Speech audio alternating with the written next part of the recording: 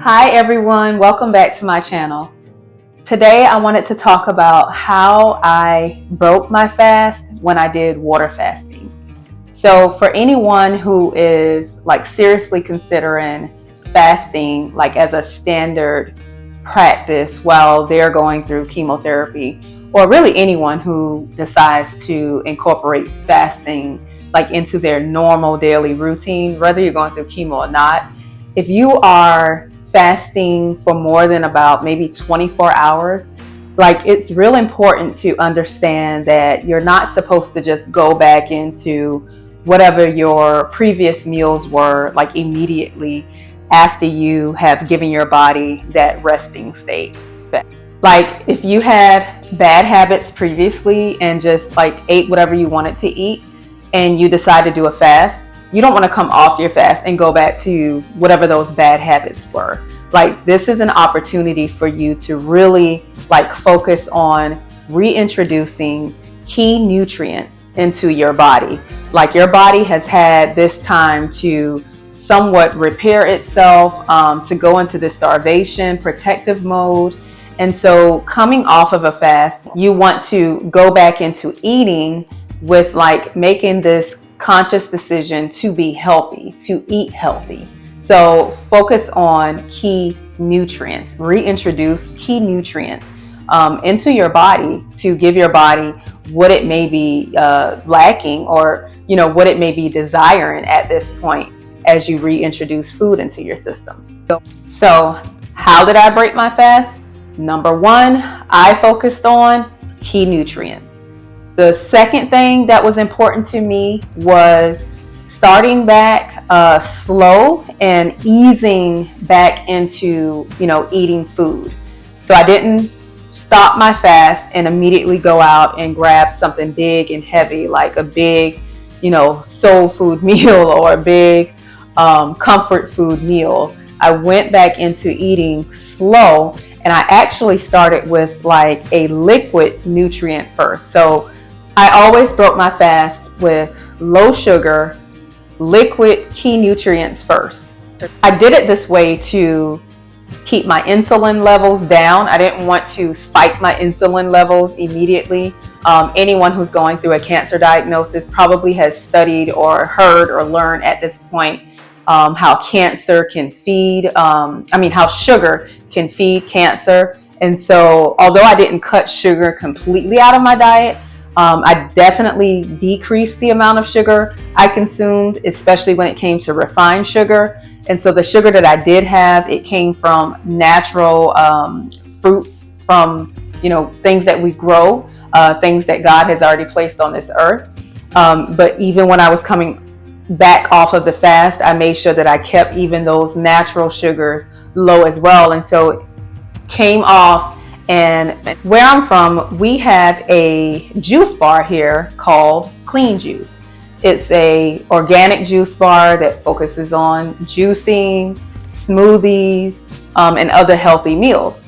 And so I had this strategic approach when it came down to breaking my fast, and I made a conscious decision at that time to go to Clean Juice to get my juicing, or to go to Clean Juice to get my juices.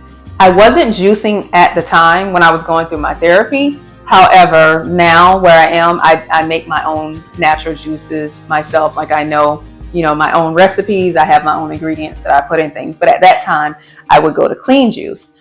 We have a very close person to us that's connected with the Clean Juice that's here locally. And so, they made it very convenient for me to be able to pick up what I needed, what I wanted every week. And so my main juices that I would go for was the green juice and the orange. And so Clean Juice, if anyone is familiar with Clean Juice and you see this video, they have a sweet option and their regular option. I went with the regular option. The green juice is, like I said, low sugar. And so that would include cucumber, celery, spinach, lemon, ginger, I think fennel, if I'm not mistaken. I think that's it. If I'm not mistaken, that's everything that the green included. And so I always Started with the green. The green would be the first thing that I introduced into my gut as I was preparing to reintroduce food into my body.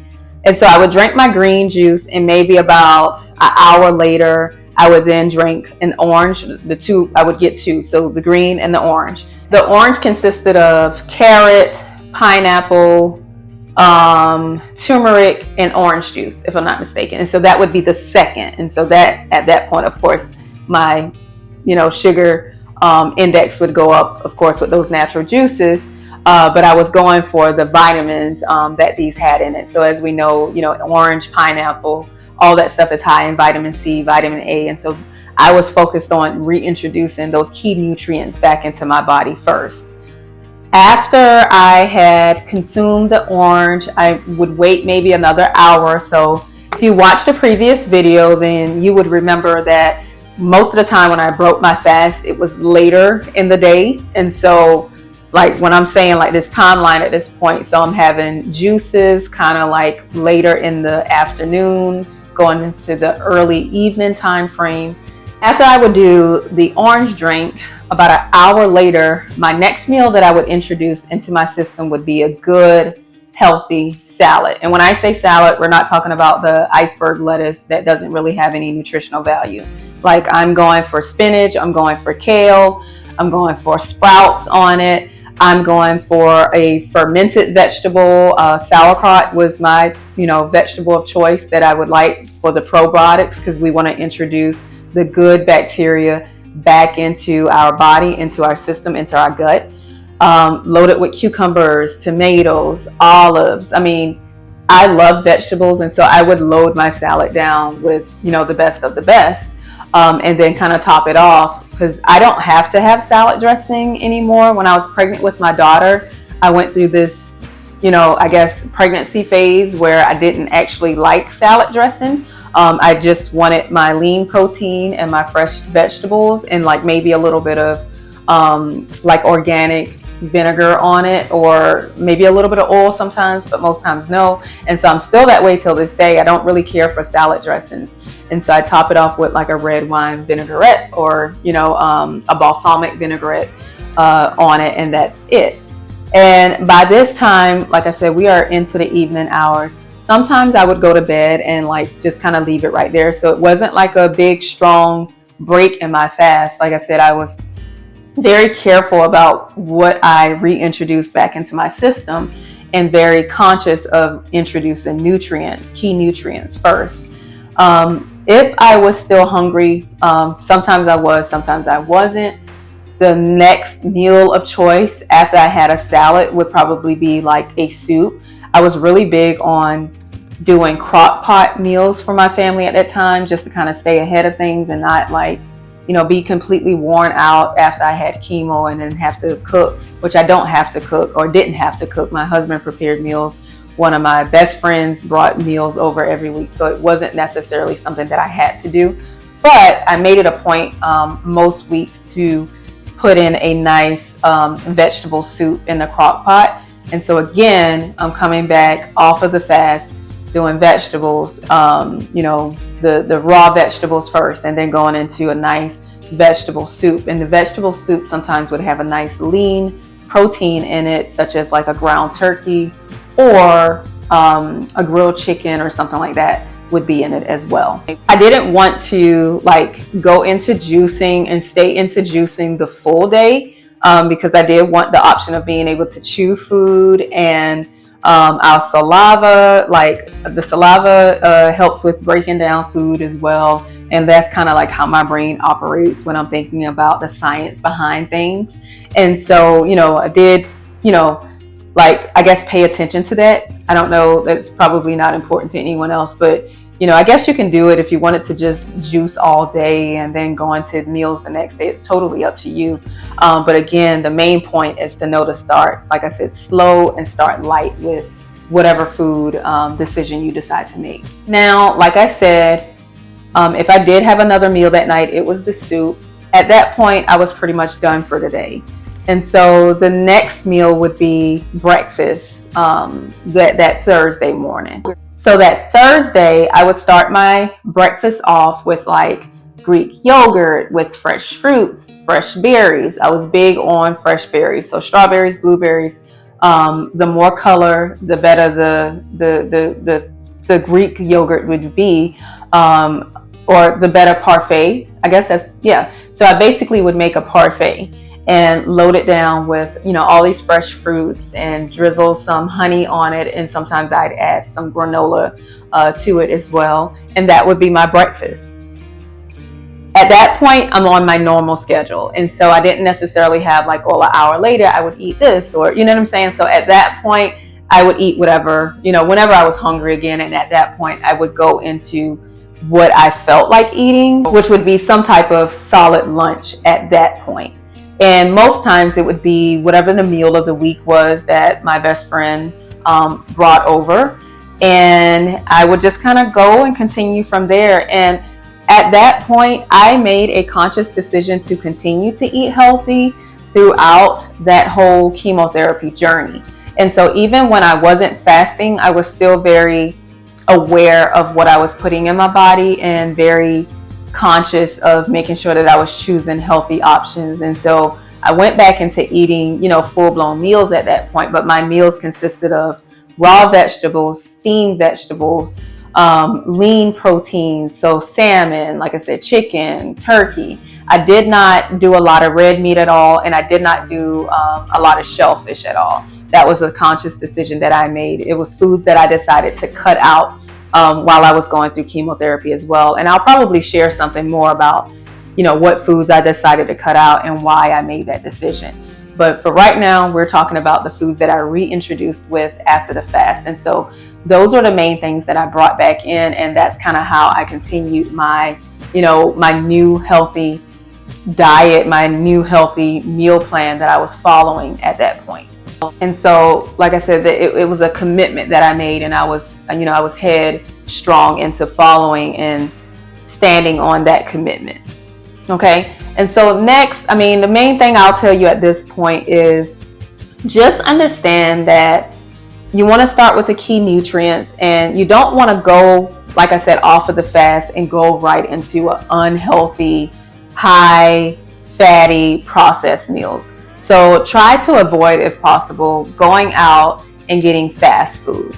If you're going out to a restaurant, try to choose a restaurant that you can kind of like vet and source and know that they are choosing good, healthy options, and they're not drowning everything down in the butters, and, like they're picking good quality foods for you to eat. I wouldn't say don't go out to eat, but if you are, choose the best options if you can. Okay. Like I said, just try to avoid the things that are bad, because you've essentially reset your gut. You've essentially reset your cells, your body, your health.